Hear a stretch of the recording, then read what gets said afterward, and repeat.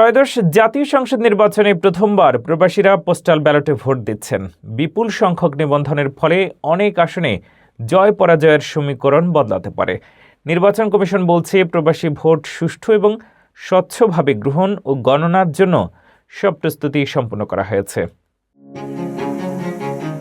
ত্রয়োদশ জাতীয় সংসদ নির্বাচনে প্রথমবারের মতো প্রবাসী বাংলাদেশিরা পোস্টাল ব্যালটের মাধ্যমে ভোট দেওয়ার সুযোগ পাচ্ছেন। এই নতুন ব্যবস্থাকে কেন্দ্র করে দেশের রাজনীতিতে তৈরি হয়েছে নতুন সমীকরণ। নির্বাচন কমিশনের তথ্য অনুযায়ী বিপুল সংখ্যক প্রবাসী ভোটার ইতোমধ্যে নিবন্ধন সম্পন্ন করেছেন, যা অনেক আসনে জয় পরাজয়ের হিসাব পাল্টে দিতে পারে বলে মনে করছেন রাজনৈতিক বিশ্লেষকরা।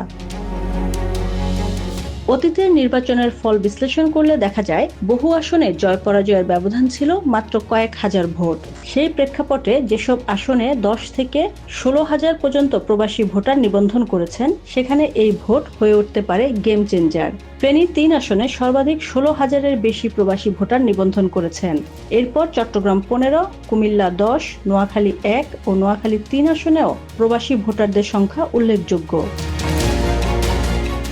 দেশভিত্তিক হিসেবে সৌদি আরব থেকে সর্বাধিক প্রবাসী ভোটার পোস্টাল ব্যালটে নিবন্ধন করেছেন।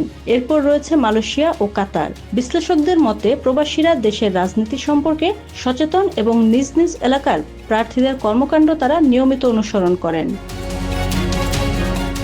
তবে পোস্টাল ব্যালট সময় মতো পৌঁছানো, সুষ্ঠু গ্রহণ ও স্বচ্ছ গণনা নিয়ে আলোচনা থাকলেও নির্বাচন কমিশন জানিয়েছেন, এ বিষয়ে প্রয়োজনীয় প্রস্তুতি নেওয়া হয়েছে। সব মিলিয়ে এবারের নির্বাচনে প্রবাসী ভোট একটি নতুন মাত্রা যোগ করেছে, যা ফল ঘোষণার পর আরও স্পষ্ট হয়ে উঠবে।